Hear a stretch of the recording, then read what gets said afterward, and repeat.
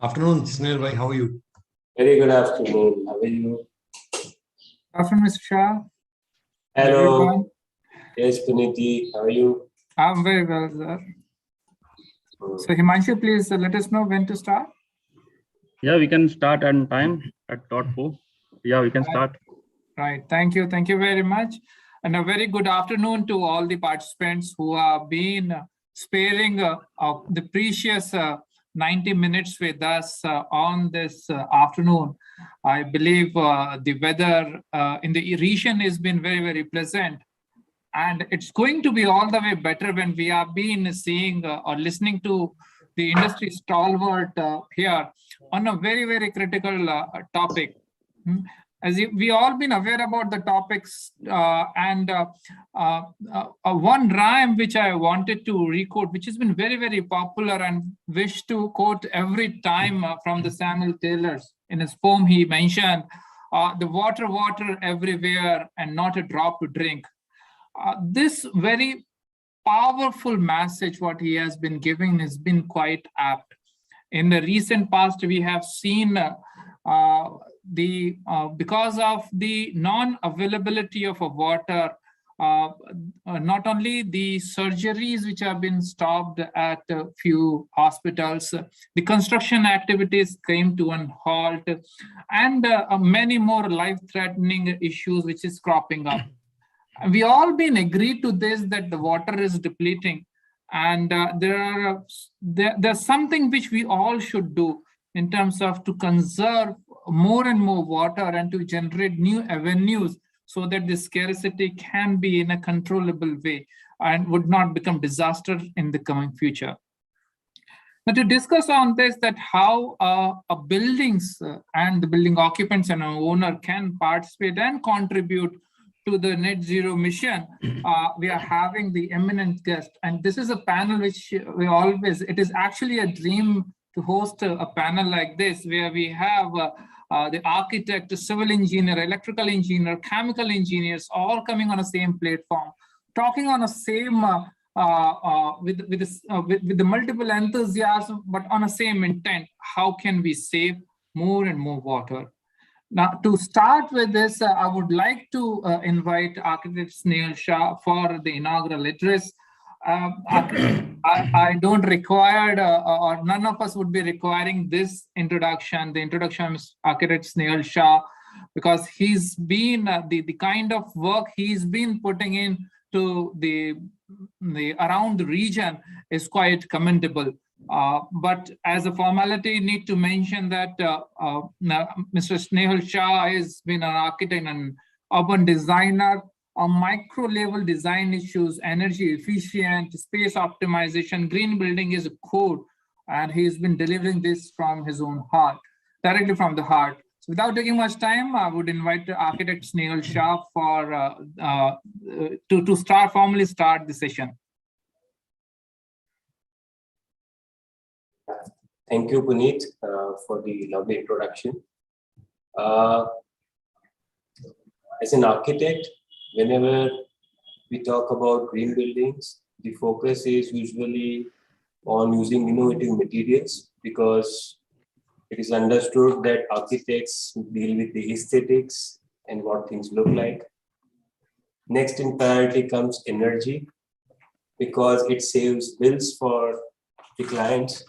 So it's very easy to convince clients to go or seriously work on the energy efficiency because of the obvious tangible aspects. But the very, very important one, and which is not often really discussed about, is water. We all feel that there is endless amount of water in this world. There is so much of sea all around. So we can just desalinate the water if needed and use it for our purpose. But I'll just give you some figures about what is the criticality of water to us. For example, of the Earth's surface, as a student, we learned in our 4th or 5th grade that 3/4 of the Earth is covered with water, the seas. It's 71% to be precise.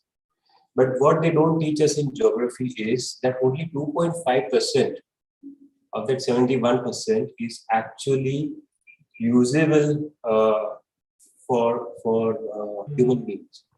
Rest of the water is not usable or appropriate for human beings. Of the 2.5%, lot of it is frozen as glaciers or in lakes which are not accessible, etc. So effectively, what we are left is with just less than 1% of water. Now imagine, as a child, I used to learn that this planet has 5 billion people. Now, as I grow up, I now hear that we are 8 billion plus people on this planet. So effectively, we are doubling up in a few decades. And everyone's life depends on this less than 1% of water. Of this water, 64% is being used by agriculture. Now, so that is also gone. So what we are left with 0.36% effectively, of which 30% is flushed away in our toilets. So imagine what we are left with. In my 8th grade, I was taught that 65% of my body is water. And I need to replenish it every day. I need to drink 3 liters of water every day, 4 liters or 2 liters of water every day. Now, what is this whole game about? Why are we so casual when it comes to thinking about water as a designer? Of course, once you understand the gravity of the situation, you all know how day zero is gone in Johannesburg or even Chennai. The situation is so bad, there is practically no water left. Under such circumstances, as design faculty, as someone who is representing the design fraternity, interior designers or architects, I feel it is time we start taking it very, very seriously. Now, thing is, even if you want to take it seriously, are we equipped to work on it? So that is the primary objective of today's meeting, I guess. We are all trying to go towards a situation where we reach a net zero water demand buildings. So, which means that everything that the building needs is satisfied within that. And once we start getting educated, it will really, really help us design more sensibly as architects. As architects, we usually also tend not to take a lot of interest in the engineering aspects of water. But trust me, we have passed the line when we have to work hand in hand with the engineering aspects so as to create a building which really performs. And this is something which is not out of choice, but we already passed the line, as I said, and we have to create buildings which will be net zero for future. So this is my perspective on the significance of today's topic. And I hope that with such learned speakers today on the panel, we're going to go back richer with knowledge. So thank you and wish you a good learning session. Thank you, Architect Snell. And you have rightly mentioned that it is actually a team activities. We should not look at these critical subjects in isolation. The time is already gone. And when we talk about the supporting systems, whenever we talk about water, it's always been good to have the water expert and who have been from the IPA, the Plumbing Association of India, Indian Plumbing Association. And here we have our privilege to have Mr. Rajesh, who's been a civil engineer and currently work as chairman of our IPA Surat chapter. This entire activity is being developed and delivered with the support of IPA Surat chapter. So I'm requesting Mr. Rajesh to come and deliver the special address. Good evening to all, and thank you very much for giving me this opportunity to share my ideas on the topic. We IPA, Generally Indian Plumbing Association, is also working on this in this field, and we are trying hard to save the water and to give the message to the world to save the water. I will give some brief on that. First of all, let me introduce IPA. So next, please. Yeah, IPA is Indian Plumbing Association, is the apex body of the plumbing professionals in India. It was established in 1993, and our headquarters is at IPA is Delhi. And present, we are having 23 chapters all over the India. Mind well, IPA is non-profiting organization, and we are having more than 4,500 members across the India and globe. And these are for all segment of the building industries, including consultancy, manufacturing, contracting, trading, academia, and architecture. IPA membership is open to everyone engaged directly or indirectly with the construction industry. Next, please. What is our mission?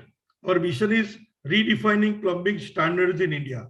As thereby said, but sir, even today, plumbing is the most neglected subject.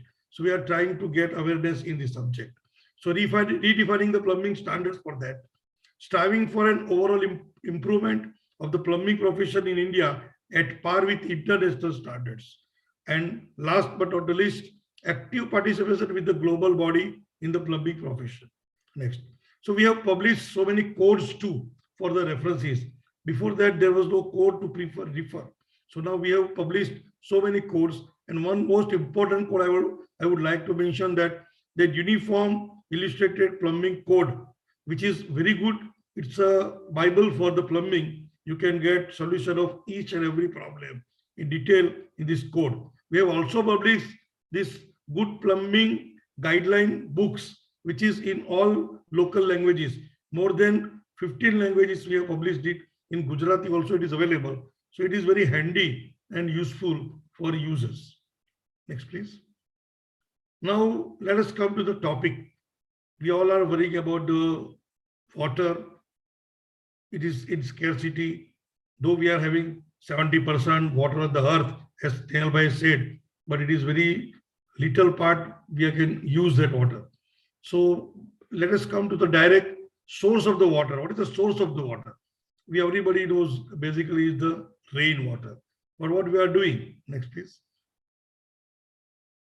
And the rainwater in the globe, we'll see India is having 60% of the globe population. So we are in totality, if you calculate, compare with the global population, we are 16%. Whereas we are having just 4% of the freshwater stock. Means only 25% out of that, as we are having more population. तो ये बहुत अच्छा एक पंक्ति है, कवि ने बोला है कि तुम्हारे पांव के नीचे कोई जमीन नहीं. हमारी आज ये हालत है कि तुम्हारे पांव के नीचे कोई जमीन नहीं, लेकिन कमाल ये है कि फिर भी तुम्हें यकीन नहीं. Everybody is not worrying about the water. When we are saying to save water, people will laugh at us many times, or they are saying that why are you worrying about the water? There is so much water. Very good rain is there. Why are you worrying about the water? So that's why it is a very good lines we should remember. कि हमारे पांव के नीचे जमीन नहीं है. If we talk about the water. Next, please. So always use less, save more. Our forefathers were very foresighted. They have done so in different regions. There are different type of saving of waters. Talabs, Jabo, bamboo irrigation. Next, please. In Jodhpur, Zalra, Khadims, Bawri, Kunz. So they are different names, but the same thing, the aim is to save the water. So now IPA has also created one mission, and that save 135 crore liters of water. Our motto is, if 1% of Indian population can save at least 1 liter of water in year, yes, we can have very good quantity, 135 crore liters of water in a year. And for that, we are using so many methods. Next, but we are simply advocating this aerator to save the water. Now, what is this aerator? The aerator acts as a sieve, separating a single flow of water into many tiny streams, which introduces the air into the water flow. Also, as there is a less space for the water to flow through, the water flow is reduced and resulting in water savings. So we can save very good quantity of water. I will give you a simple example. Typical wash basin tap we are using every day and now and then for whole day. So it has got 8 to 10 liters flow rate generally per minute. after application of aerator, we can just, it will be 2.5 liter per minute. So just by putting or introducing this aerator, we can save 6 liter per minute. Now the typical use is our kitchen sink. Generally, the maids are using this or the housewives are using this kitchen tap, and they are using very lavishly. So it has got a basic flow of 8 to 10 liters per minute.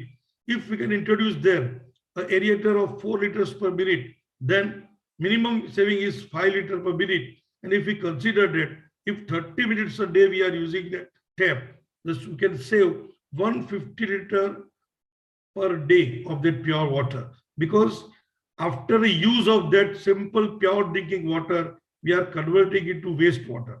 And friends, we all are aware that if I want to reconvert that drain water to a drinking water, it is really next to impossible job, or it will take too much time, too much money, and too much efforts. So just by the thing, no cause, we are just converting a drinking water to a wastewater. So we can control this by applying these aerators. Even this with aerators, the additional saving also we can get, which can't be quantified because it is in mass. So it can't be quantified, but yes, you have to consider this. There is cost of transportation from water source to user, cost of electricity in treatment and plumbing, cost of treatment to make it potable water, and energy used in heating water in hot water application, and cost of STP treatment, because ultimately we can't leave this drainage or drain into any river or any water bodies without treatment. So STP treatment. So these are the indirect cost. We can save 75% of this by these 3 means: rainwater harvesting, expert will talk on this, rainwater recharge, and recycling of wastewater. Now, recycling of wastewater is people are considering as a new concept, but it is not new concept.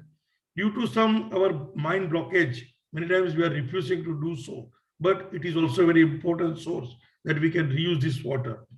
Now, I have given just simple calculation that potable required per day is 3 liter per person. Daily requiring 5 people are there in the family, it is comes to 15. If we consider for the year, it will come down to 5474. Let's round off to 5,000 liter per annum, one family requirement of drinking water. This water you can easily store from the rain. And just next, please. There is a monolithic composite concrete tanks are available of 5,000 liter. And you can store this water, and for whole year of one family of 5 persons can easily survive on this drinking water. So this kind of efforts we have to put in the field so that we can at least cut down the problems of this our drinking water.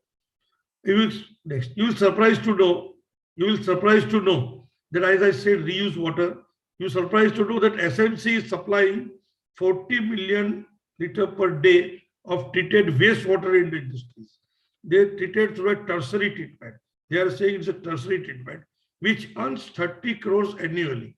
Now, my concern is when they are treating this 40 mld quantity of water, of grey water or the wastewater, and they are resupplying to the industries, indirectly we are saving the pure water of this much amount, because otherwise we would have to supply this pure water to this industry. So by doing so, we are saving pure water, as well as the corporation is earning very handsome amount. Even and by 2022, before please, back please, yeah, back please. Before 2022, the municipal corporation has planned to supply 550 MLD, and this way they are going to earn 500 crore in the year. So friends, this is also a way that we can save the water, because saving is also one kind of earning. The money saved is money earned, as our elders have said. Next, please. So, Javed Akhtar की एक last एक पंक्ति बोल के मैं अपना वक्तव्य पूरा करूंगा, क्योंकि अपनी हालत आज ये है कि अपनी वजह बर्बादी सुनिए तो मजे की है, अपनी वजह बर्बादी सुनिए तो मजे की है, जिंदगी से यूं खेले जैसे दूसरे की है। हम पानी के साथ भी यही व्यवहार कर रहे हैं, तो मेरी सबसे ये विनती है कि at least take water as serious. Okay, thank you very much. Thank you very much, Rajesh ji, and the message which you have been giving through the poems and rhymes of Javed Akhtar, that's been quite inspiring to all of us. And yes, you rightly mentioned that for a saving of 135 billion of water, we only need to, every Indian need to save just one liter. And I'm sure that with the participants who have been joining us today in this session, they all have a capabilities and a scope to save more than 1,000 liters of water on a day basis. So we can replicate and multiplicate those figures to the certain numbers. Thank you very much. Now it's my time to invite my colleague who's been expert onto the net zero, be it in energy or water, Dr. Shivraj Thaka, a doctorate graduate from the MNIT Jaipur. And he's been with us fairly very long time. I'm inviting Dr. Shivraj Dhaka to share his thoughts on the net zero water and IGBC net zero water rating. And Dr. Dhaka, I would request you to conclude in 20 minutes. Thank you. Thank you, Puneet. Let me put this on the screen. Okay. So screen is visible, Puneet? Yes, it is visible. You're loud and clear. Please go ahead. So thank you very much, Puneet, Himanshu, for organizing this session. And good afternoon, everyone. We had very good learning from architect Sunil Shah, who introduced the importance of water, the capacity we have and how much we have the potable water. And Mr. Rajesh Dabuwalaji gave a very powerful message. Okay, what is called water energy nexus, how much water we use, how much energy we use for water to transport from one place to another place and finally to our bathroom or faucet or fixers. So there is a huge requirement to go for water conservation, and many cities all across the country or at global level, many times we have flood, but we also have huge scarcity of water everywhere. So IGBC is promoting water conservation since 2001. Our green building guidelines, they try to have at least 20-30% and water conservation for almost all facilities. But if we want to transform from one level to another level, then obviously we need to go for net zero water, which will completely transform the facility with use of water and the quantity of water which we may use the potable to the alternate water also. So I have put a couple of slides which only talk about the net zero water framework. Already Mr. Rajesh mentioned several things about water conservation. So maybe we got some ideas from his speech and from architect Sunil Shah. So let me run the presentation. If you have any doubt, please put your question in the Q&A box, and we will try to have these questions at the last. So when we talk about net zero, primarily we are focusing on this figure where we have the freshwater or the source from where we are taking the raw water, potable water. It could be either borewell or can be water tankers, can be supplied by municipal corporation.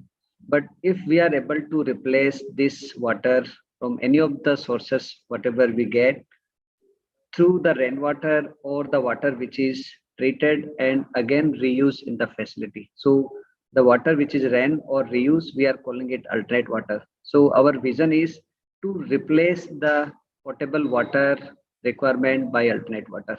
If we are able to do it by 30%, then we would say we are approaching towards replacing 30% of the potable water. If we are able to do it significantly by 75-80%, then that condition can set a one milestone for us. And if we do it 100%, then our facility can become net zero water. So this is the message from this slide we thought to have. So when we are talking about net zero for IGBC, it is not only the water, but we are trying to have complete transformation in net zero, which includes net zero energy, water, and waste. And our vision is India should be the one of the foremost countries to have the demonstration for net zero. We should have the world-class demonstration with regard to energy, water, waste, and carbon by 2030.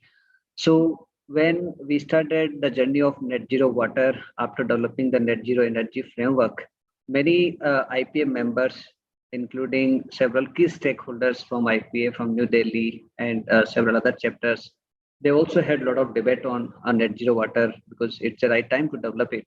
So we had very good meetings. You can see the kind of crowd we had for net zero water development meetings. Normally for energy, we usually had some 20-30 guys to attend the meeting, but water is a very interesting subject for everyone. And we had several experts all across the country who showcased lot many case studies, how we can demonstrate, how we can develop the net zero water. So our key requirement for net zero water is we need to minimize the raw water, whatever the water we take for our applications. And the second part is we need to produce alternate water. We mentioned in the first slide, the rainwater and the treated water, we have to maximize so that we can replace our potable water demand.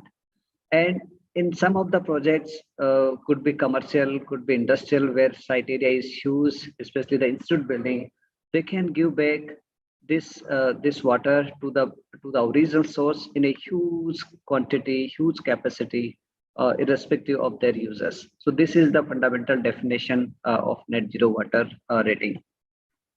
This rating system was launched during Green Building Congress 2020, and this rating was launched by Honorable Vice President of India, Sri Venkaiah Naidu ji, and he also gave a powerful message to conserve water by putting small efforts, and adopting net zero will showcase net zero water facilities in the country. And he also stressed a lot about the need for water conservation in India. So if we wish to understand it by having some mathematical equation, then the equation remains very simple. We need to have the annual net water consumption, and if we calculate the net annual water consumption, then our total water consumption, whether we have the potable or the non-potable, this total water consumption should be completely replaced by the alternate water, which is a summation of rainwater plus the treated water. So potable water we may have from municipal corporation, can be withdrawn from the borewell, or many a time we have seen in several cities, tankers are the only way to have the water supply for commercial buildings. So this is the potable water. Alternate water, as we mentioned 2-3 times, it is a rainwater plus the treated water. But rainwater can be harvested, can be reused for some application, and it can also be percolated. So there are different applications. While going through this presentation, we will showcase that. So this is the approach of net zero water. So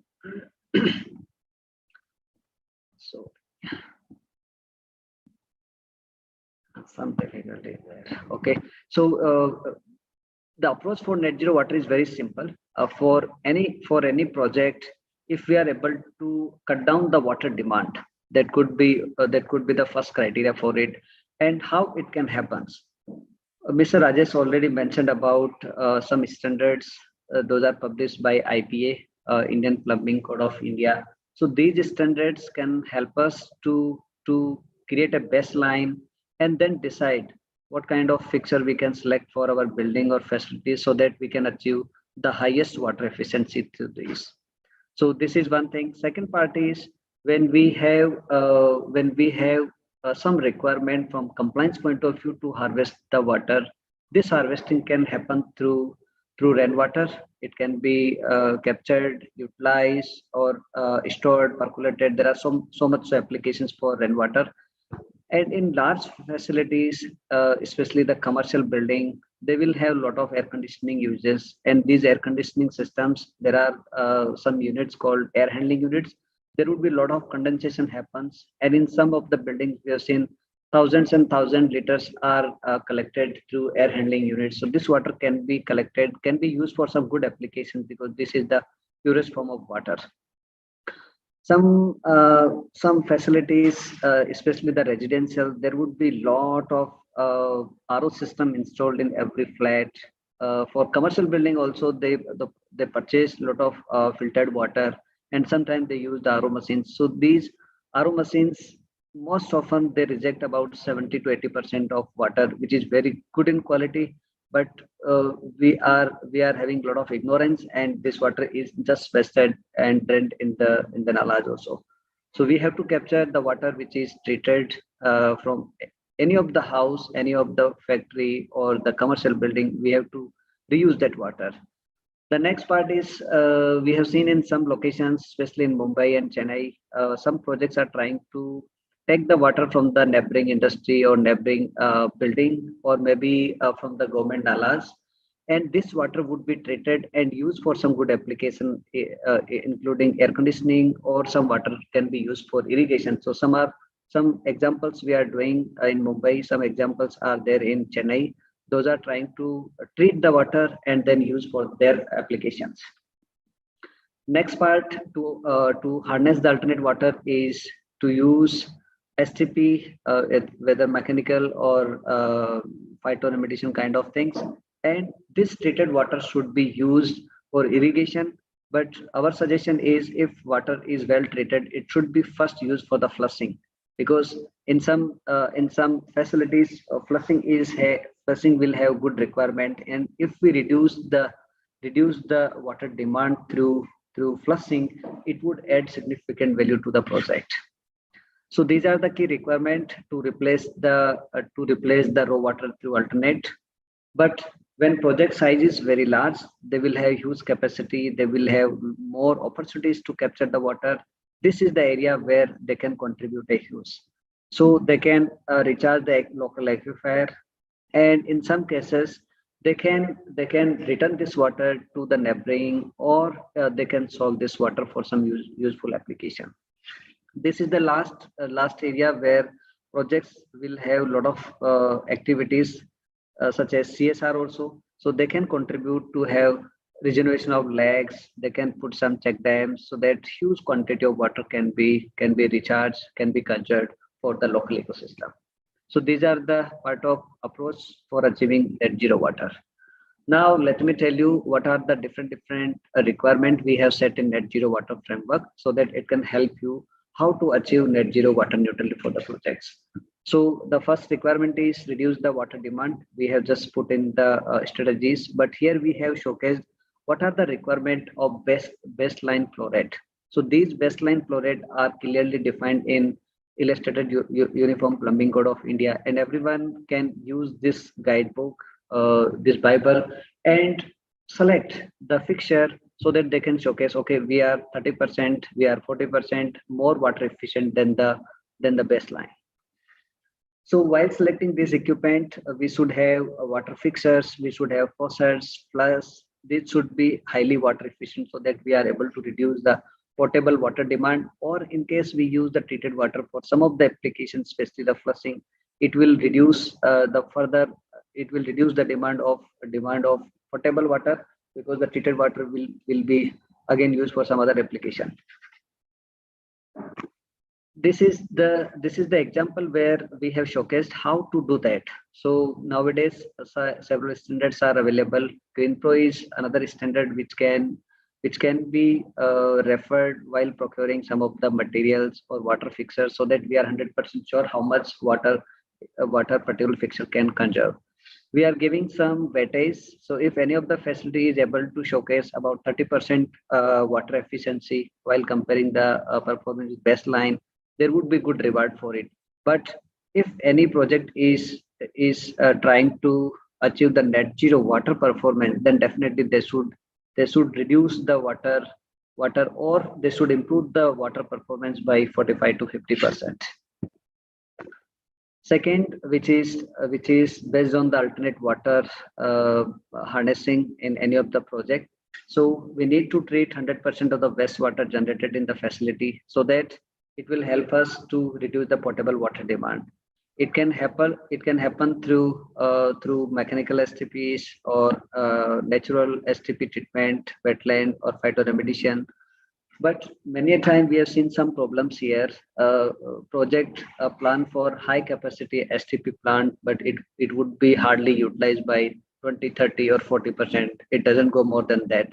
So they should precisely design the STP plant and then treat this water, use 100% of the water. Sometimes projects are having treatment plant, but they don't reuse 100% of the water because of the high level of ODP, or maybe sometimes there would be smell. This means some problems are there in the STP, or the type of STP installed, it is not having proper functioning for it.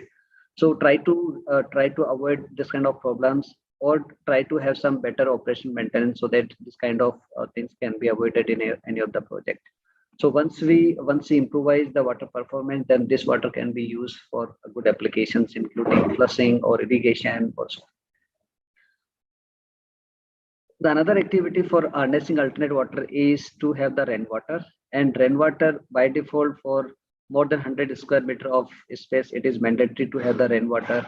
But we need to take a call. We need to decide whether we want to harvest the water, or we are harvesting and reusing this water for good application.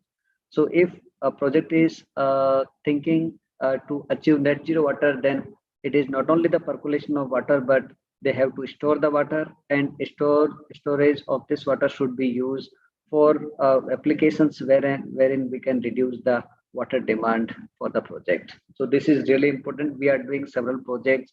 They are having percolation, but percolation cannot help to achieve some water performance. We will tell you like how to calculate that. So this is the equation we have developed to calculate the water performance for any of the facility, and this can also tell you where you stand with regard to water neutrality or water performance of the project. So you need to calculate the total alternate water which is treated plus rainwater, and divide this number by the total water consumption for the facility. If you derive this number, and this number falls in between 0.5, 0.6, 0.7, then you are having good performance of the water. But if this number is less than 0.5, definitely there would be a good recommendation to harness more and more alternate water, or also reduce the potable water demand for the project. So every project is recommended to calculate water performance ratio. We call it like what WPR, and based on the WPR, we will evaluate your project. Where do you stand? How much efforts you need to put towards water conservation? So based on the WPR, we are giving some weightage. So any of the project which is getting more than 0.5, we advise them to do some more efforts and try to achieve some level which is the minimum or the bottom line for net zero water. We are calling it near net zero water performance. Dr. Shivraj, I request you to conclude in 2 minutes, please. Yeah. So next part is return water back to the source. So once we achieve the water performance for our project, this activity helps the large size project to contribute towards water conservation by having more and more percolation or recharging the local aquifer. This can be calculated by having some WPR as well as the total potable water application for the project. We have developed some equation. We will showcase how to develop that.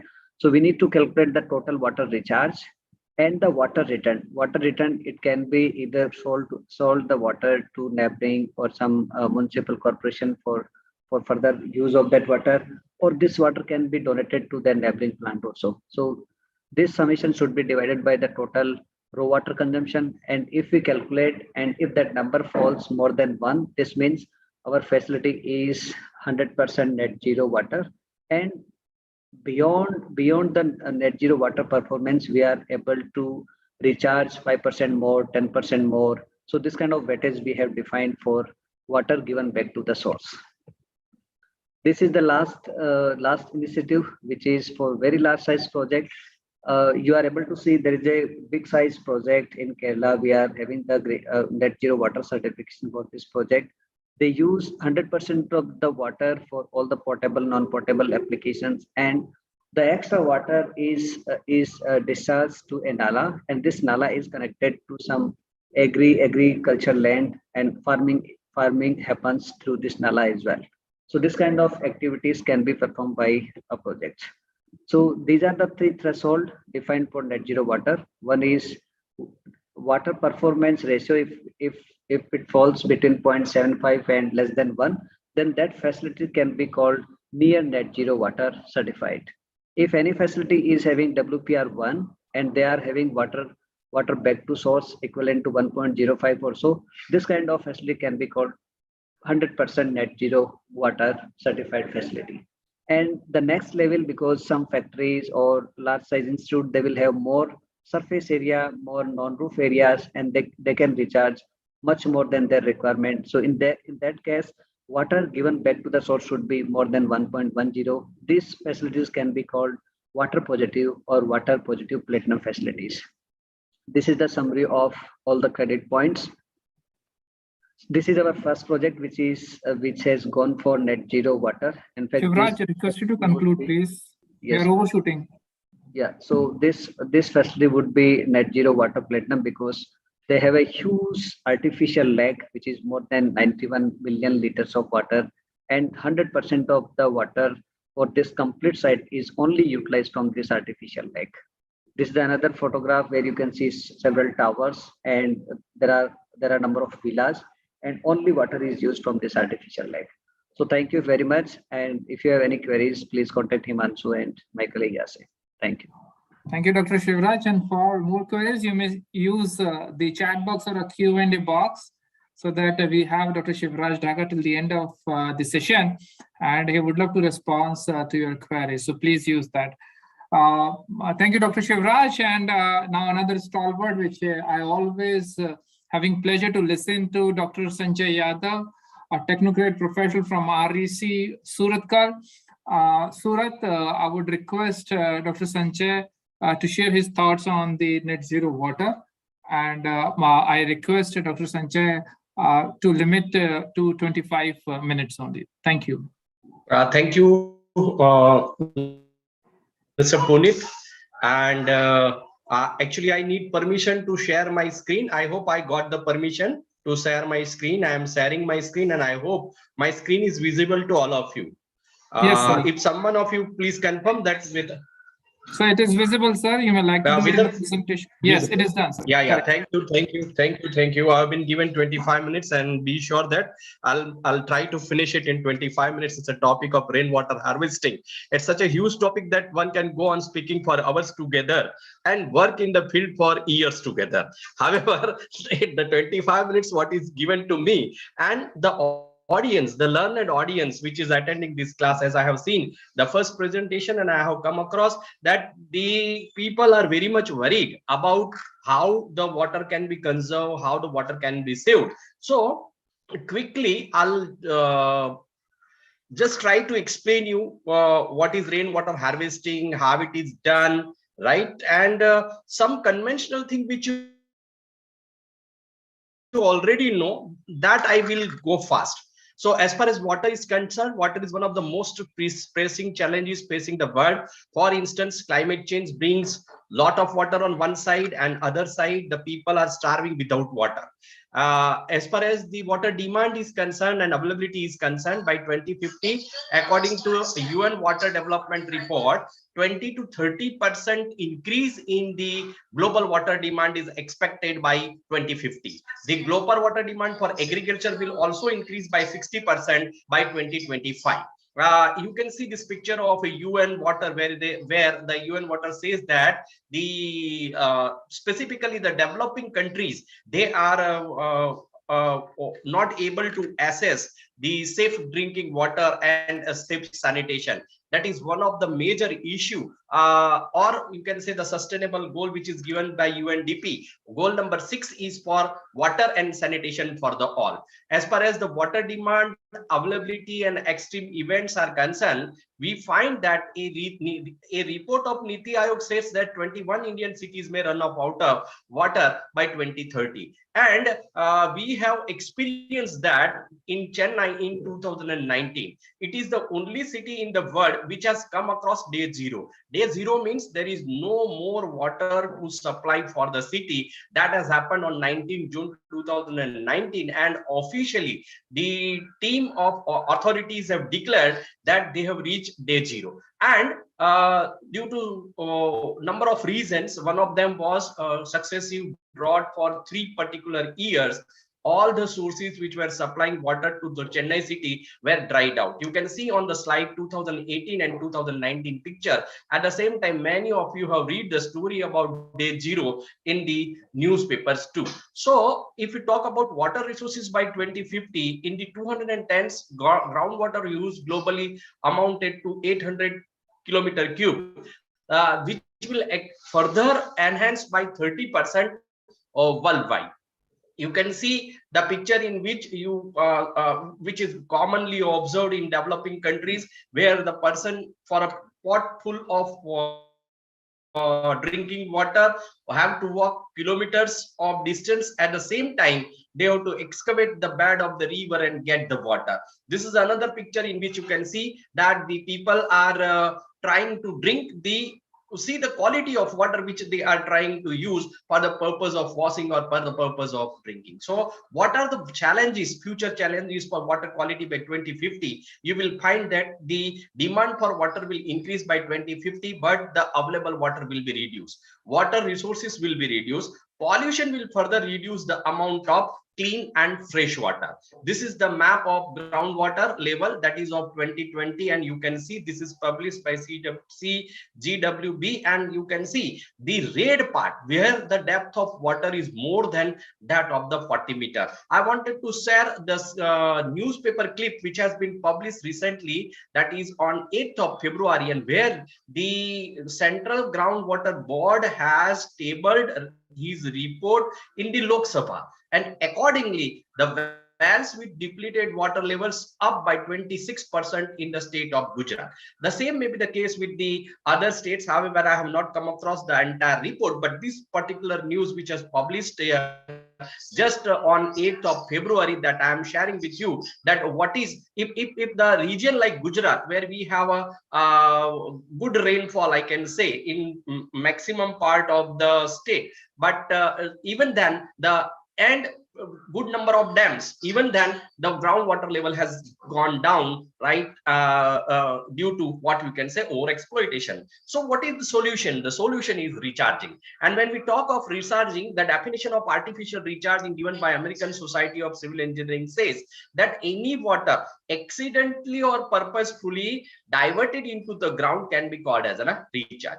Actually, artificial word, that should not be any such word like artificial, because recharging means the diversion of water into the ground. But and that may be what we can say directly, or it can be indirectly. So there are many NGOs working for recharging of water. This picture specifically shows the Pani Foundation, which has been active in the Maharashtra state, and they have changed the life of the people of Maharashtra, specifically Vidarbha region, right? So when we talk of artificial recharging, that can be done through direct surface techniques and direct subsurface technique. When we talk of direct surface techniques, it include flooding, percolation tanks, stream augmentation, ditch and furrow system, over irrigation, etc. While we talk of direct subsurface irrigation system, in that we use injection well, recharge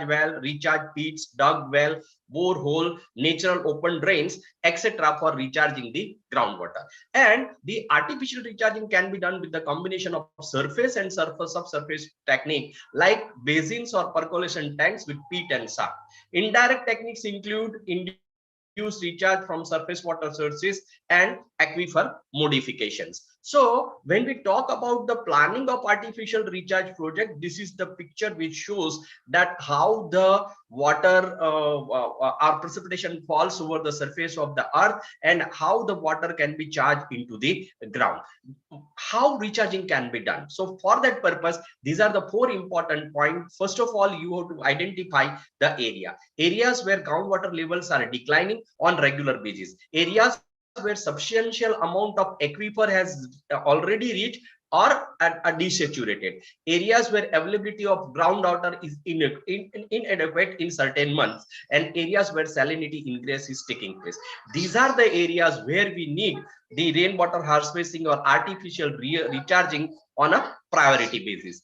What are the scientific inputs required to undertake the artificial recharging? So before jumping into the area on which we wanted to do artificial recharging, following studies are very essential, like hydrometeorological studies, hydrological studies, soil infiltration studies, hydrogeological studies, geophysical studies, chemical quality of source water studies, and suspended matters.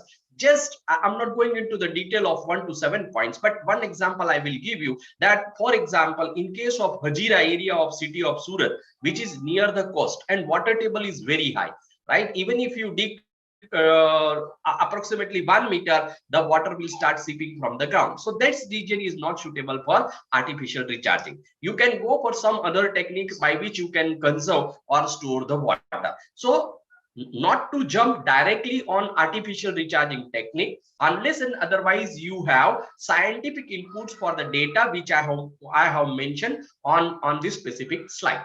The most important parameter of artificial recharging is suspended matter, which is clogging the filters. I will show you the filters also which are used for the rainwater harvesting, but this is one of the challenge for the artificial recharging. When we are using the water to divert into the recharge well or recharge pit, it happens that the filters get clogged because of what we can say the finer particle which are carried by the rainwater either from the roof or either from the surrounding areas. So method to minimize the clogging, that you have to periodically remove the mud cake, dicing and scraping of surface layers, installation of filter, addition of organic matter, cultivation of certain plant crops,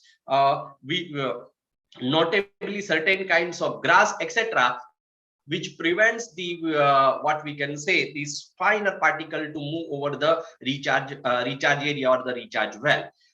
As far as rainwater harvesting is concerned, the name is very simple, that you wanted to harvest the rainwater. It is a very old and simple method by which you can divert or store water. This is a simple rooftop rainwater harvesting diagram in which you can see that the water which is collected from the top of the roof either can be stored into the storage tank or it can be what we can say supplied into the ground. So here in this particular picture you can see the storage overground storage tank in which you can store the water or you can divert the water into the dug well, as it is shown on the right hand side of the what we can say this particular slide. The methods of rainwater harvesting includes rooftop rainwater harvesting, campus RWS, stormwater harvesting and defunct borewell recharge, defunct quarry mines water reuse, restoration and regeneration of water bodies, and grey water recycling, reduce and reuse. Out of that, when we talk of rooftop rainwater harvesting, the IS 15797/2008, this is the document which can be referred and for the design of rooftop rainwater harvesting. Specifically, the rooftop rainwater harvesting means the water which is the precipitation water which is falling on the what you can say your roof that you wanted to conserve. The important parameters which you have to keep in mind is number one, rainfall quantity. This rainfall quantity can be calculated using IS 15797/2008 clause number 5.1, by which you can compute the quantity of amount of rainfall which you can divert as a water conservation. So here I am showing you that clause number 5.1 of table 1 of IS code, wherein suppose your rooftop area is 100 meters square, approximately 1000 square meter, right? And the amount of rain falling in area is 800 mm.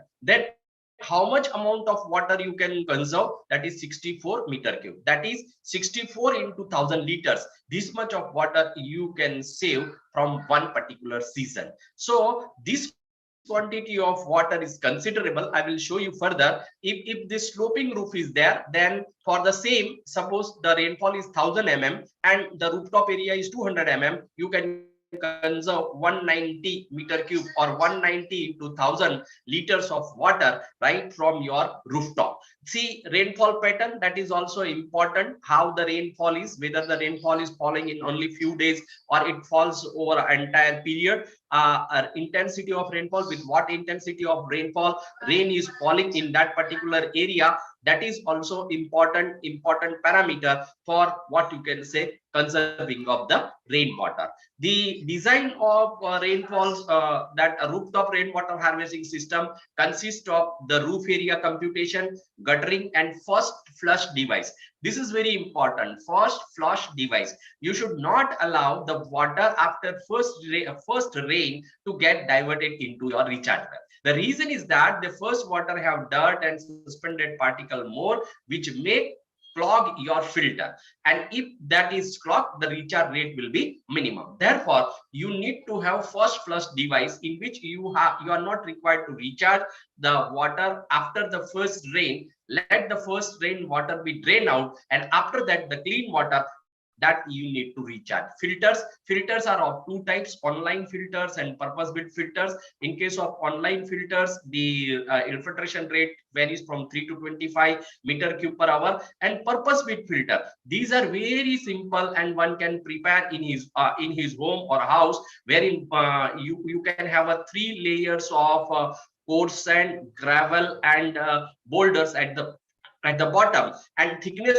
of each layer varies approximately from 0.30 meter, 0.30 centimeter, 30 centimeter to that of the 50 meter. So this is the diagram of what we can say the sand filter, which can be built by individual, wherein you can have pebbles at the bottom, aggregates on the top, and sand on the top. On the left hand side, you can see the gutter, which is wherein the leaves have been fallen, and these leaves are what you can say may get washed into the recharge well and clog the filter. Okay, see on the right hand side, the system is shown that how the recharging be done using what we can say the transmission devices, right? So this is the picture of the filter. A short video I have I wanted to show you that how this filter works, and it takes out the impurities out of this. So I think I need to share again my screen.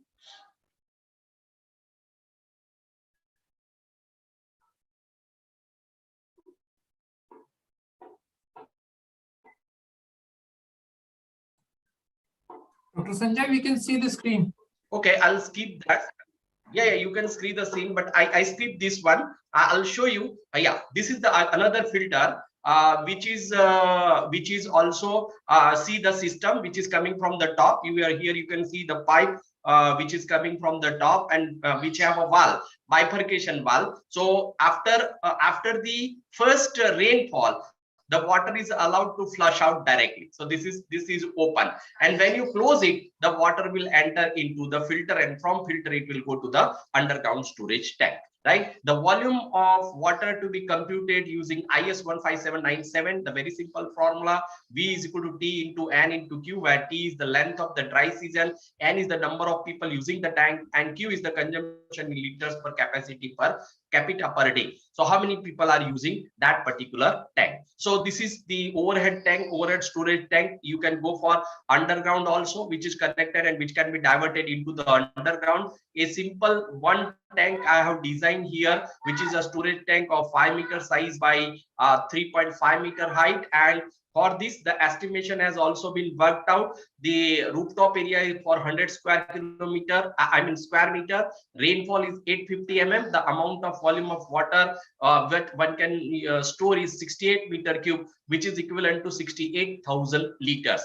The diameter of the channel 100 mm and width is 176 mm, which is recommended, and which will store 4,800 liters of water with manhole of 0.6 by 0.6 meter and overflow pipe of 100 mm dia with a drain pipe of 100 mm diameter. So this is the kind of a tank, 5 meter by 4 meter. One can construct it, and depending upon the various quantities, we can work out the cost of the tank as approximately 1 lakh rupees right? For 68,000 liters, if I take it, comes out to be 1.38 rupees per liter.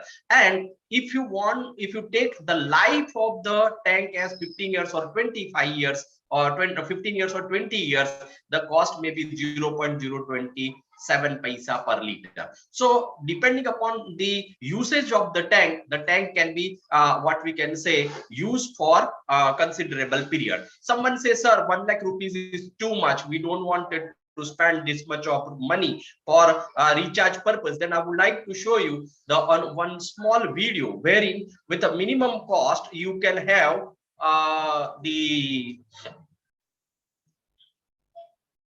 how the people do the storage of it. 1 minute, just give me a minute. Okay, I hope my screen is visible.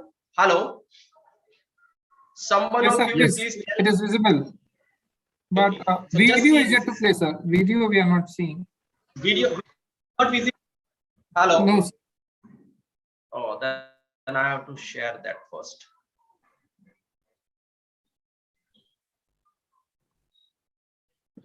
You can stop sharing your screen. Yes, and yes, after yes. that, I got. I know it. I know it. 1 minute. Now you can see it. Yes, is it? Yes, yes, we can see.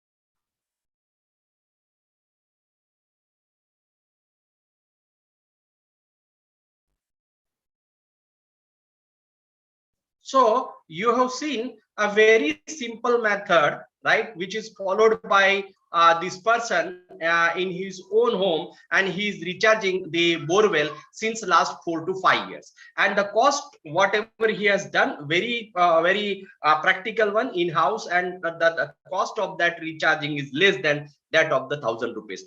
This is the picture of SVNIT college where we have 22 recharge wells, and the water from the roof that is diverted into the recharge wells. As you can see over here, this is the hostel, the pipes which are taken out from the top, and that will be taken into this recharge well. See the last picture, the specifically where I am moving the pointer, you just see that it is filled with water which is having a depth of approximately 10 centimeter, but you cannot see, you can see the pebbles. It's such a clean water which is recharged into that of the ground. These are the another photographs or pictures of the recharge wells which are inside our campus. Same is the case again with the third picture, wherein the depth of water is approximately 15 centimeter, and the water is slowly recharging into that of the ground. This is another hostel building wherein it is near the Vadodara, and in which you can see the water is tapped from the roof and the Academic Institute of Vadodara, and that has been diverted into that of the ground.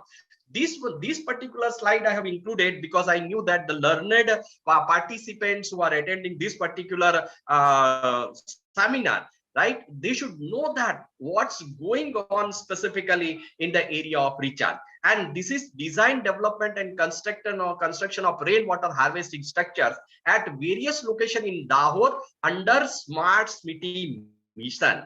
And you will not ready to believe 137 recharge wells has been constructed in the city of Dahod, right, and handed over to the authority. The most importantly, you see here that operation and maintenance for this particular system is being taken up by the agency for the period of 5 years. And this is really a nice initiative undertaken by the administration, government authorities, which are are not only going for the construction of what we can say recharge well, but maintaining this recharge well, operation and maintenance, which is the most important part of the recharge well for 5 years. Lastly, I will show you some of the rainwater harvesting, how is done in developed countries. You can see that below road, these are all the blocks, and using this block, the water tank is to be prepared, water tank is constructed, and water is diverted into this particular recharge tank. This is another picture which is again, you can see that this is a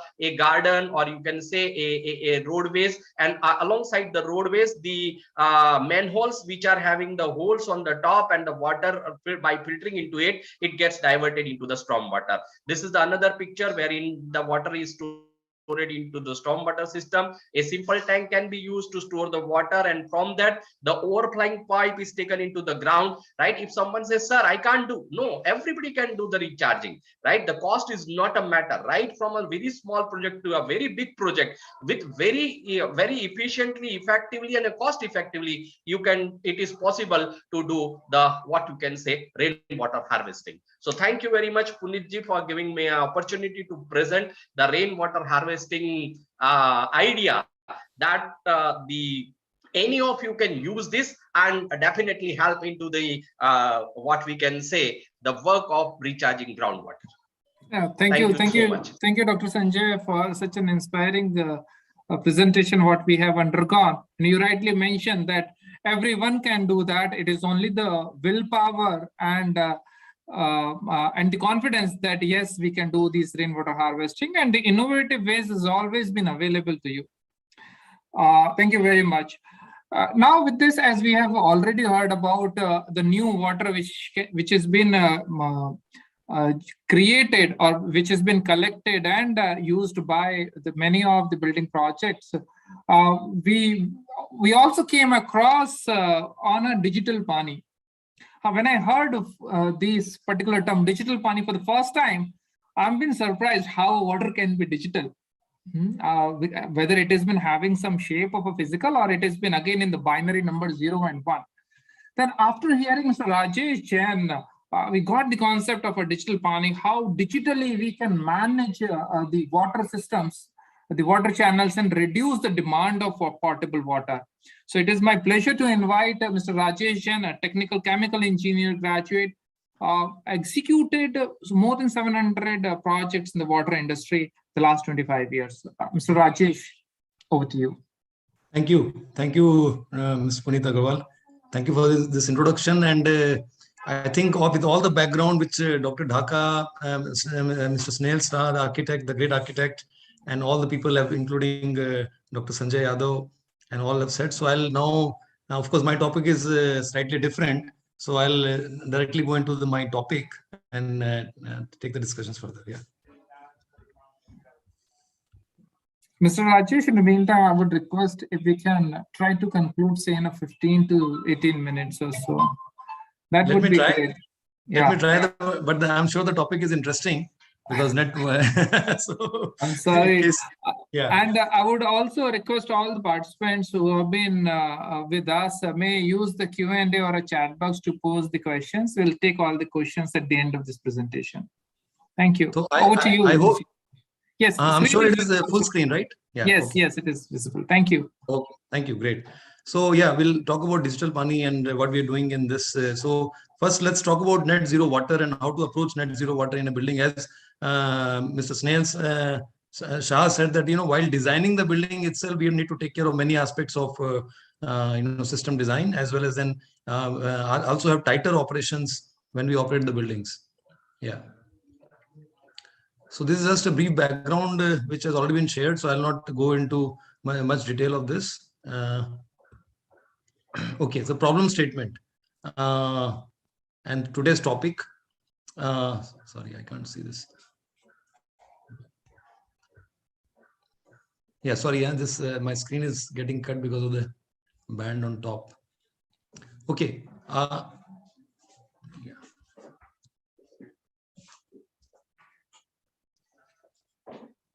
Our mission: solving the global water crisis.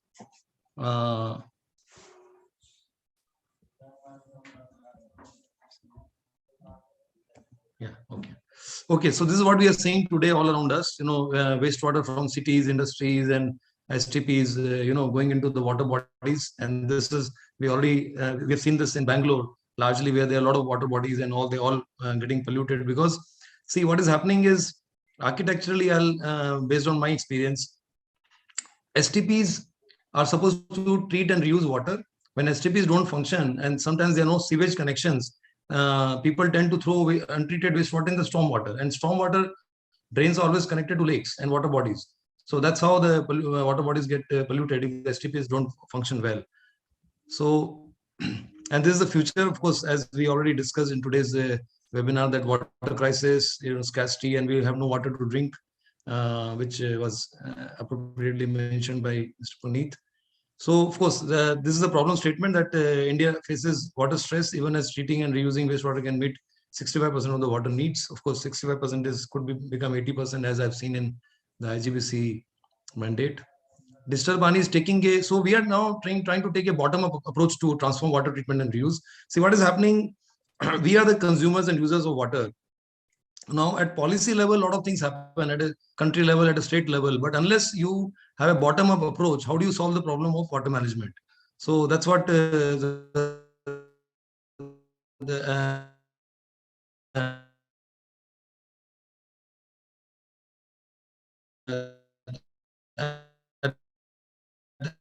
and the bottom we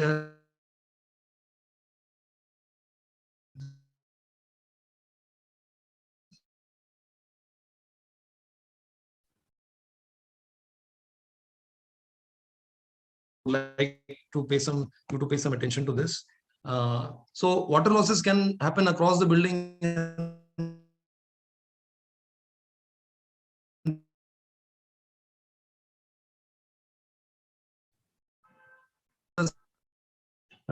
Rajesh ji, sorry to interrupt you. I think there are some technical glitches. I would request if you can just switch off your video so that I think we can hear you well. Okay.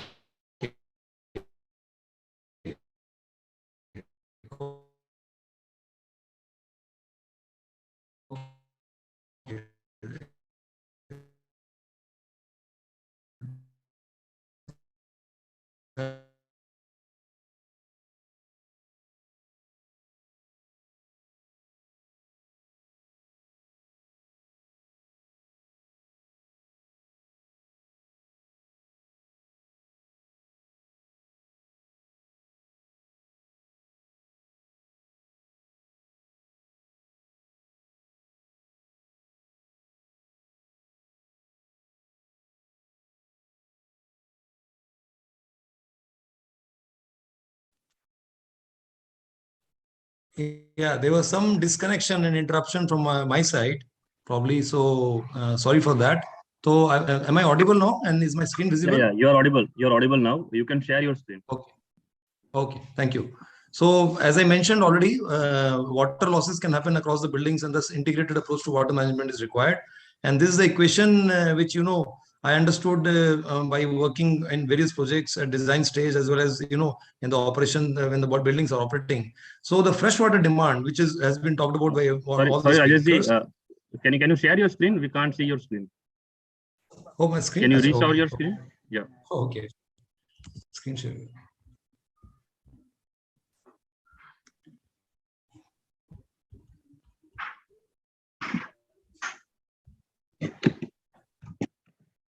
Yeah.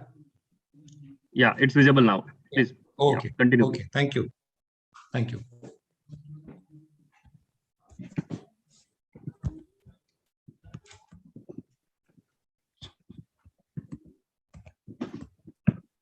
Okay. This is where I was. So this equation can help us in achieving or actually at least moving towards net zero water, if we understand this and apply this in a very simple and practical way. So freshwater demand, as per me, is equal to AC evaporation. See, whatever water we lose in the process of a building management, like all the cooling tower evaporation water, horticulture demand. So this adds up to the freshwater demand. Then apparent losses. Apparent losses are all the losses which are you have when you have like RO reject, softener regeneration water, and or any backwash water which we are not recovering. These are all apparent losses. Apparent, when I say apparent losses, we mean that we already know that these are losses are happening, but we are not recovering them. And they can be calculated also during the system design stage. Then the fourth one is hidden losses. Hidden losses, of course, sometimes you don't know, but the general benchmark is 3 to 5% of the total water consumption. And then the last one is excess water drain from STP. Yeah, whatever water we are not recovering and reusing and draining, it is being drained out from the STP, untreated, untreated, this will all lead to your freshwater demand. So if we have to really minimize our freshwater demand, we need to manage these losses very well, and also reduce the demand in horticulture by going for drip irrigation, reduce the demand in air conditioning, by which is now being talked about quite a lot, that how do you reduce the cooling tower evaporation water by having a good passive architecture design, as well as combining air cooled and water cooled systems sometimes. And also there could be many ways, and I'm sure engineers who design the buildings are fully aware of this. Let me focus on my part, which is excess water drain from STP and apparent losses, which is where we can discuss more in detail in today's. So what happens in STPs is, this is the general feedback. At the plant and asset level, operations suffer from two key issues. One is because there's lack of visibility. Because see, today there are so many green buildings and so many buildings which are operating, which have their STPs, but you don't know today what is going on. Okay, because we typically outsource the operations to a third party, and only we hear of the problems, this problem, that problem, and all that. So there's a lot of lack of visibility between the stakeholders. And second is lack of technical expertise, because these O&M vendors, they're being paid such a low amount that they hardly can depute any expertise at site. So shortage of skilled manpower, especially because of cost constraints. So these are the two typical broad management level issues. But the impact of that is in terms of breakdown, equipment breaking down quite a bit, bad water quality when we want to reuse the water for flushing, and safety hazards. A lot of accidents happen in STPs and all the drainage system, like flooding or even the poisonous gases, etc. And we have seen many deaths also. So that's these are the key issues, and how we can address this. So what we have found, of course, and we have also experienced this, we've also been operating plants manually before digital Pani, and the current style of manual operations cannot solve these challenges. So what are the challenges? The challenges are a gap between plant design and operations. There's always a gap. If we today visit a STP which is 5-year-old, and if we want to go and check what is the design and where is the design document, it will never be found in the building in the right place. It may be somewhere logged in some almirah, but it is. So there's always a gap between design and operations. The operations team does not understand what is the design and what is the criteria of design was. Second is no detection or preventive capabilities in the team. Problem detected much later than when it started happening. So this is again because of the reactive approach and no data coming from the plant. The third one is operators lack expertise to manage and fix problems, which I already discussed. And there's always a short-term focus, no focus on managing the plant's life cycle properly. So there's always a short-term focus that, okay, how can we solve a problem at the minimum cost, temporarily and all that. So, and this is the result of that we've seen, what is happening in our STPs across the cities and all the top 10 cities, And this is happening at, of course, there are many plants which are working really well. And the team, I've seen the alertness the operation team has when they manage such operations. And of course, it is also having impact on the compliances. And there are a lot of building shutdown cases, fines and all that. NGT and compliances are becoming stricter. This is just a glimpse of, what's happening, and rising compliances, increasing demand. Now, CPCB has started monitoring the STP's data, outlet water quality data, and quantity also. So so buildings in general have a risk if they don't manage their STP well. Okay, so data and technology is the path forward. Of course, the world is going digital. Everywhere we have digital technology, so why not water and STPs? So need of the hour is a new style of management that provides both visibility at the desired frequency and rapid expertise. So at the plant level, solution one is deploy. I think I missed this. Deploying experts at site, create more layers of supervision on site is not practically possible because it increases the cost, and such experts are not available widespread in the widespread way. And at a regional level, decision-making basis, limited information. So what I'm trying to say is that the option of deploying expertise at the plant level and supervising the plant better and have all PLC, SCADA, all kind of features in the STP is not helping in the long term. So the way forward is technology can detect even issues that cannot be detected manually, and scale visibility and expertise without increasing the cost.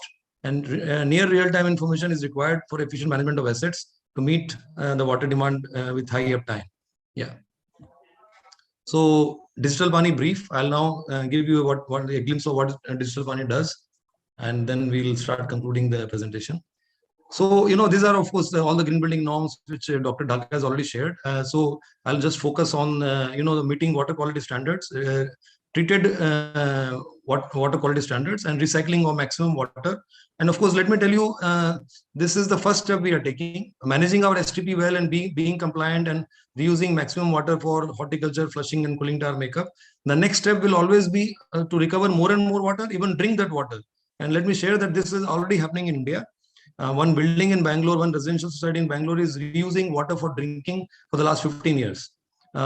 This is in this this society's teacher development, and my friend stays there, and that's how I know about it.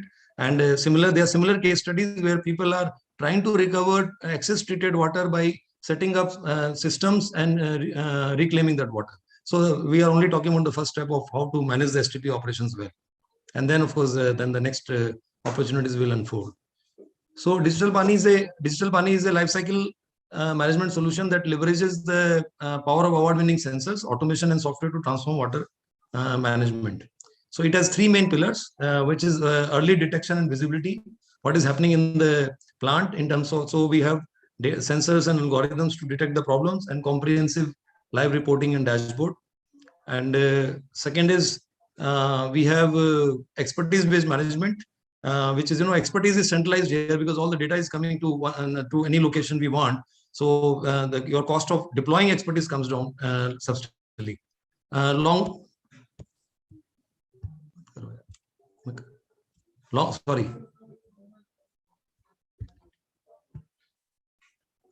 Long-lasting automation, because see, why we are saying this, because we have heard that PLCs and SCADAs don't last for a very long time in STPs, especially in a humid and corrosive environment, and everything becomes defunct in some time. So you need to have automation which will last long. Management software to train, guide, task, and assess performance of people. Control unit monitoring 24/7, operations 24/7.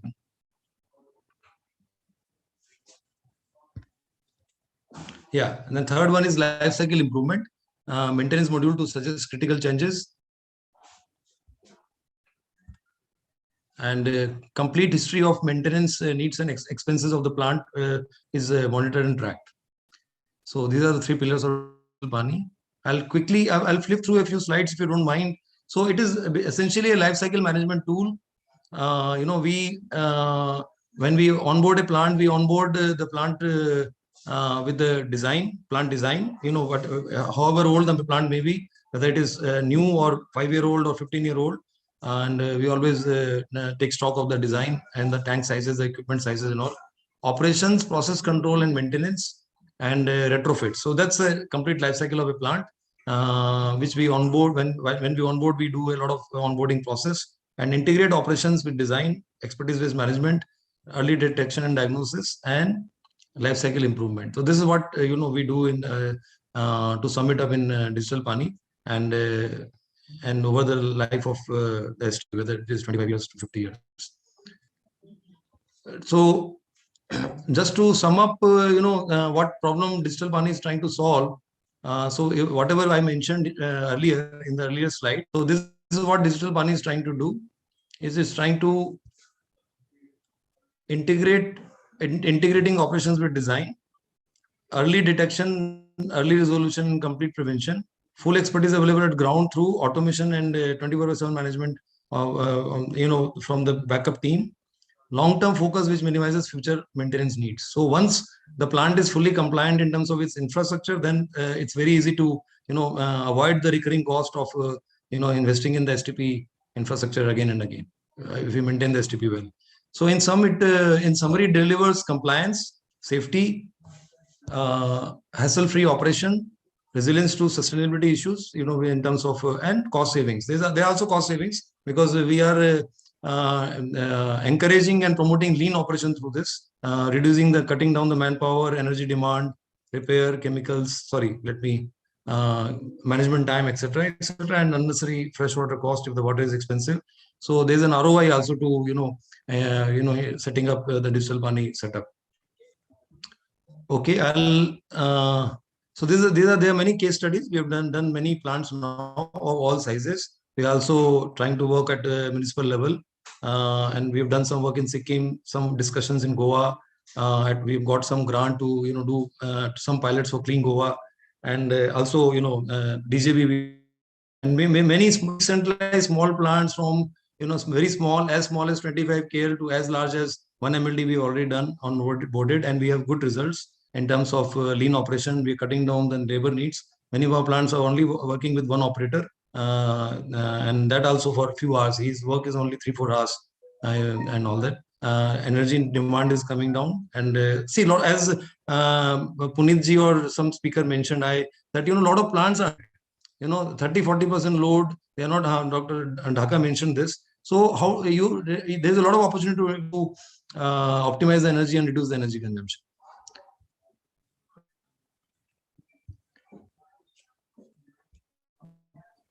So these are some further case studies. We have also onboarded a township,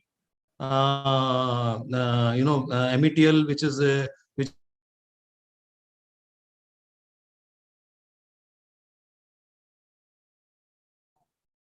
So Rajesh, I believe there is a connectivity issue. We are unable to hear.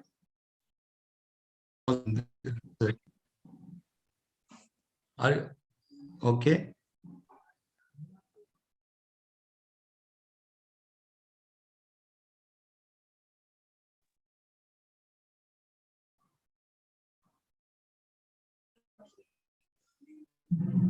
Mr. Rajesh, it will be fine. You may disengage the slide and then speak, because maybe the connectivity is a challenge.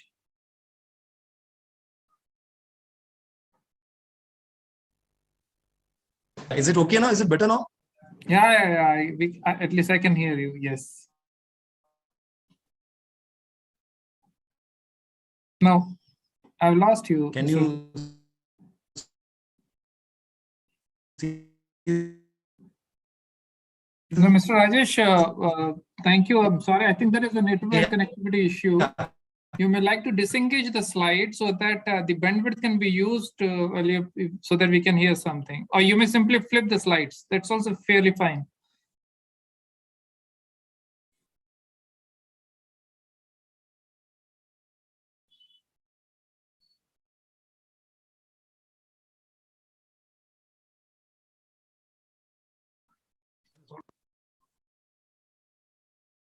Yeah. Yeah, Mr. Rajesh, it's still very difficult to hear you. Would request if you could reconnect with us. The bandwidth is actually playing a very critical role here. I'm sorry for that, those glitches. Yeah, and thank you, Mr. Rajesh. By the time you've been rejoining, it's been a pleasure to have you here on such an important topic that how a water can be reduced to what Mr. Rajesh has talked about, the aerator, then how it can be harvested by Dr. Sanjay Yadav, how we can further use the treated water by Rajesh, and then how we can evaluate and check out the benchmarking by Dr. Shivraj. So there are many questions which has been lying for us. I'm seeing that many of questions has been answered then and there over the chat box. But still, I'm coming directly to. Am I audible now? Mr. Rajesh, we have initiated. Yes, you are well audible. We have initiated the Q&A with your permission. Is it? I'll just no. Yeah, you may conclude. No problem. I'm okay with what I can conclude quickly now. I don't want to take much time. Yeah. So anyway, the results are no breakdowns, no disruption in operation, water quality fully maintained, highly cost effective. So these are some of the case studies.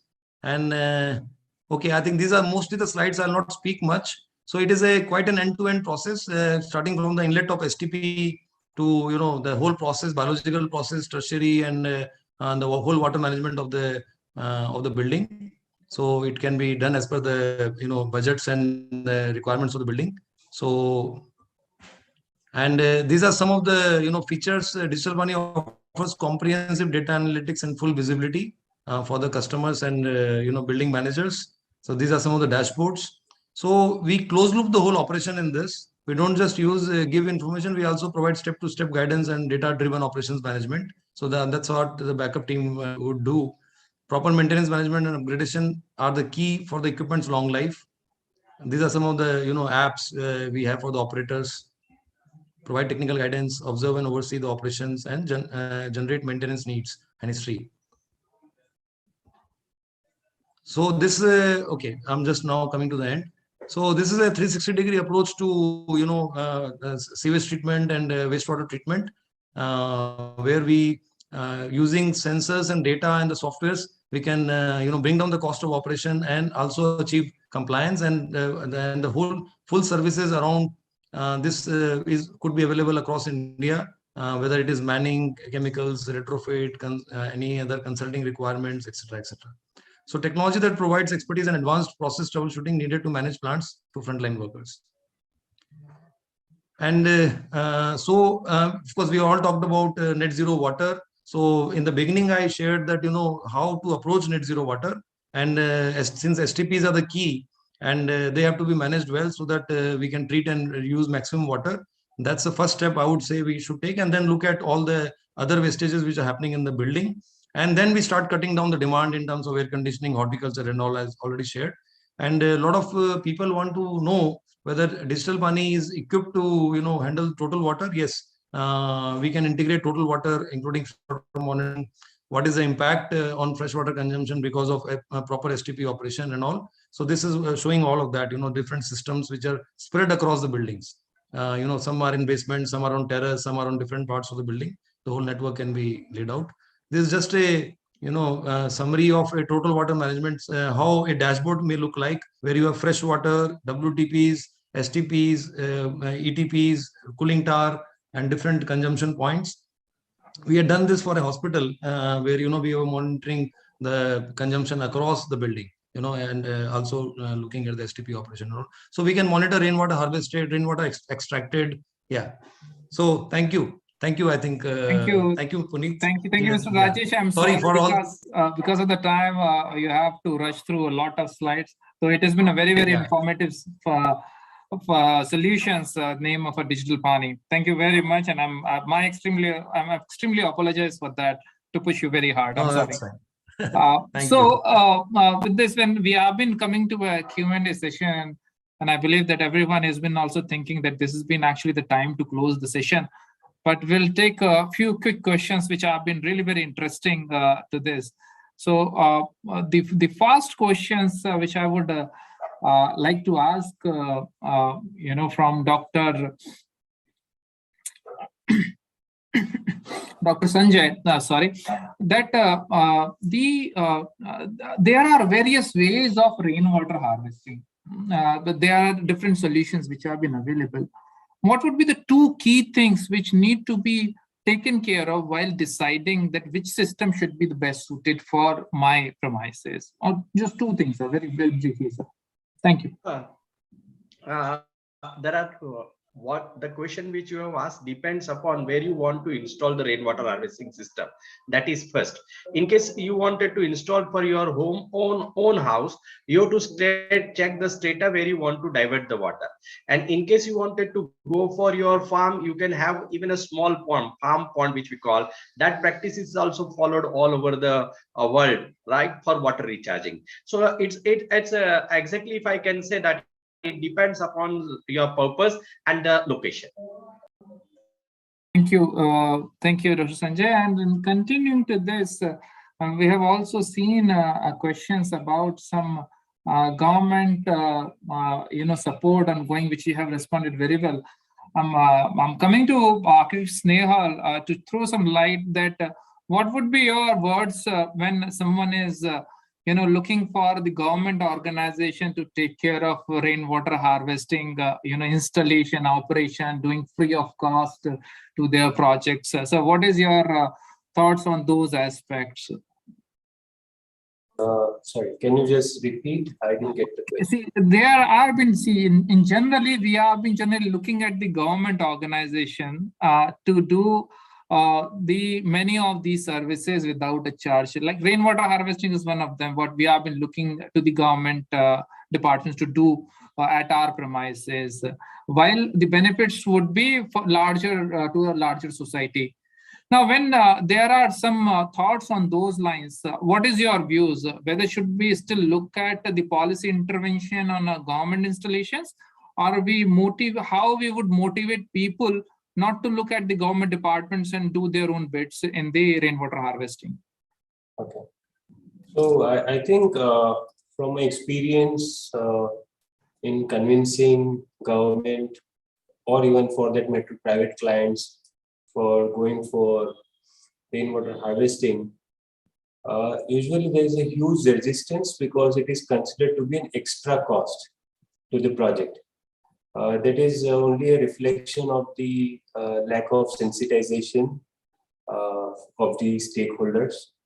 But since there is no tangible benefit which we are able to explain, and it is for a larger good and not an individual good, the societal paradigms are very strong. So my understanding is that while we keep on doing awareness drives and sensitizing people, unless there is a strong mandate at the policy level, I don't see these things practically happening. Even for projects, there is a rule that for any plot which you develop for an area of more than 4,000 square meters, the bylaws say that it is compulsory to do rainwater harvesting. But there is no provision in place to really audit or check whether it's done properly or not. So people just do it for the heck of it as a show, and then they don't do it the way it should be done. So there are a lot of challenges in implementation also, but the strategy always has to be first in the policy, then proper implementation, penalties, fines, and at the same time, hope that the sensitization drive also works. So this is unfortunate, but this is how I feel it is. Yeah, thank you. And you rightly mentioned that the sensitization is the key over here. Now with this, because we talk about the rainwater harvesting systems, this particular question, I'm coming back to Dr. Sanjay, that when we store the rainwater, what would be the utilization period of that rainwater? The very first condition is that wherever you store the rainwater, it should not get exposed to sunlight. If it is exposed to sunlight, so as you know that all algal and bacterial growth and all that starts. So it should be stored in watertight storage tank, or if you want to reuse it in your housing purpose. If you are using it for garden purpose or any other purpose, then the storage water can be diverted into the small pond and can be stored for a longer time period. But the storage tank, right, initially or in olden days, our grandparents and all that, where there is a scarcity of water, they used to store waters in tanka, that is storage tanks, and that water they use throughout the year. And nowadays the small pumps are available which are simply to fit on the top of the tank, which cost very less, and with that hand pump, without opening that storage tank, you can take out water out of it. Yeah, thank you. So there are been the cost-effective, simple mechanism, techniques, and jugaad is available. The only thing which I'm again repeating, that the intention, the right intention are required for this. Now, as Rajesh is a chemical engineer, so I'm just putting directly to this. I don't know whether it has been a relevant question to you. That we've been seeing the rain is acidic in nature, at least the first rain, which is also advised not to be harvested. Now, when the acidic properties, the water come to what would be the best way to manage that particular water? Subsequently, there are also acidity in the water which has been received at the sewage treatment plant. How digital pani is supporting those municipal water which is relatively acidic in nature, in treating in the best way. Okay. Thank you for this question, Mr. Puneet. So, STPs typically, of course, the permissible range for the pH is typically 6.5 to 8.5. So we install a pH sensor at the inlet to monitor the toxicity which may come at the inlet. The pH may be low, pH may be high, and all. So we need to take a corrective action. So we do that. Now coming to rainwater, of course.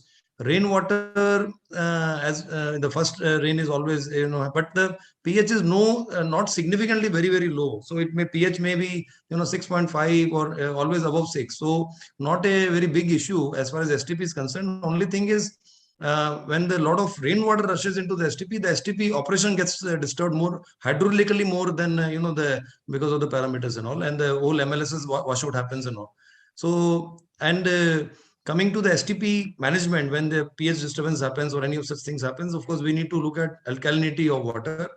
Alkalinity of water should be generally typically more than 100, so that any drop in pH which happens in the process is taken care of by the alkalinity.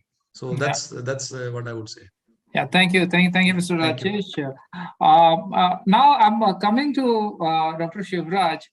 So generally we have been facing a reservation. Okay, we as a project developer, we have been implementing all those measures. What is the key benefit which would be derived while opting for the net zero water rating? Yeah, so the first and foremost benefit is, if project is going for net zero water, their potable water reduction would be significant. It could be at least 40 to 45%. And if that is happening to any project, there would be significant savings. Number one, with regard to the cost of water, although water is very cheap everywhere, but the cost of energy which is being used to transport that water, it would be lowered down by 10 to 15%. So that is the one benefit. Second benefit, when we go for net zero water, we are trying to push more and more towards harvesting alternate water. So our efficiency for treating the water, utilize better resources for water would be significantly high. When we go for alternate water, we are trying to not only percolate the water or recharge the water, but our primary goal is to use the rainwater which we have collected from the site. So when we reuse that water for several potable, non-potable application, it will reduce the demand of water for the project. So these are the key benefits, and we have witnessed some of the projects, those have adopted the net zero water. They have realized how water management happens in projects. Otherwise, there would be some meters put here and there, and they don't know how much water we consume. But if they are going for net zero water, it will be having some rigorous metering and monitoring of water there, which rarely happens in many projects. Thank you, Dr. Degraj. It means that the net zero water is providing a framework to the project that what all things are possible, doable, and then having a very tight check on those measures which need to be adopted, implemented, and operated with an intent. With this, we are having a couple of more questions, but may not take it because we have been already overshooting by 10 minutes. With this, may I invite the IPA Secretary, Engineer Zabik, as Architect Snehal Shah, to please conclude the session. Engineer Zabir.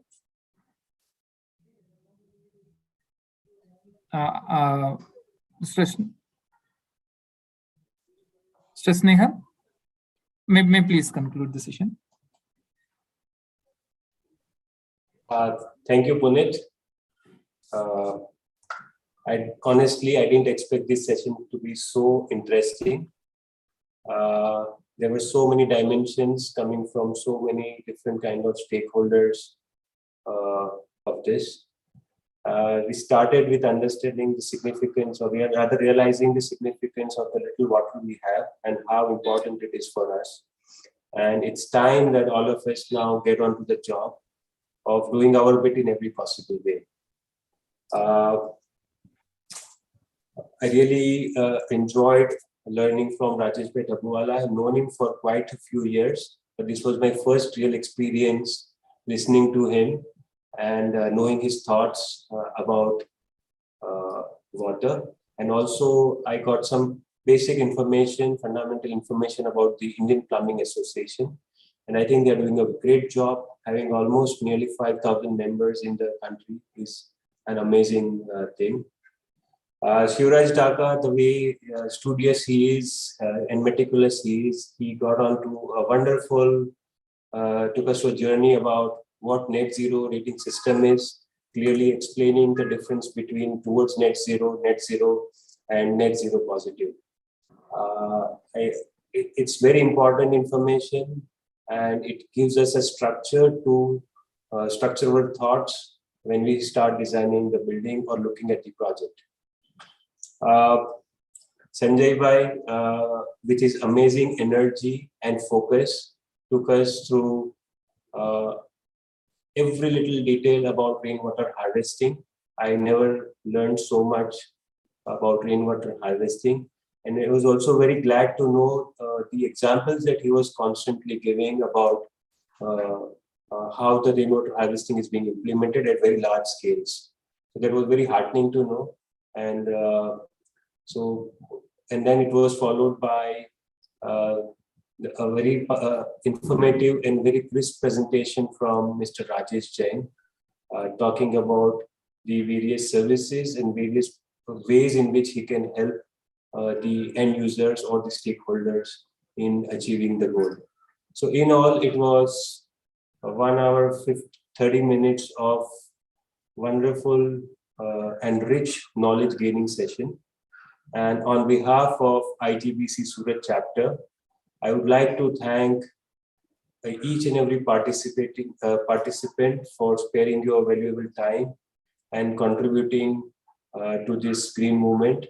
We need more and more people to join as soon as possible to make this world a really better place. And so thank you all the speakers. Thank you, Punit, for conducting the session so well. And everyone at IGBC Secretariat, especially Himanshu, for coordinating the thing. And so thank you so much. We look forward to some more programs soon. Thank you very much. So thank you very much to all in one, especially the participants who have been still hanging with us despite an overshoot of 15 minutes. And an announcement that we would be sending the link for the recording of the session, which you may refer at a later stage, including the contact details of the speaker, so that in case you have been willing to interact with them directly one-to-one on a project-specific case, you may like to do that. With this, we have been closing this event, and thank you very much. Special thanks to my colleague Himanshu, who has putting a lot of efforts to conduct this webinar. Thank you very much. Thank you. Thank you, everyone. Jabir is there? Thank you. Jabir bhai. Thank you, sir. Thank you, sir. Thank you. Thank you, everyone. Thank you, Manshu. Thank you, Dr. Dhaka. Thank you all.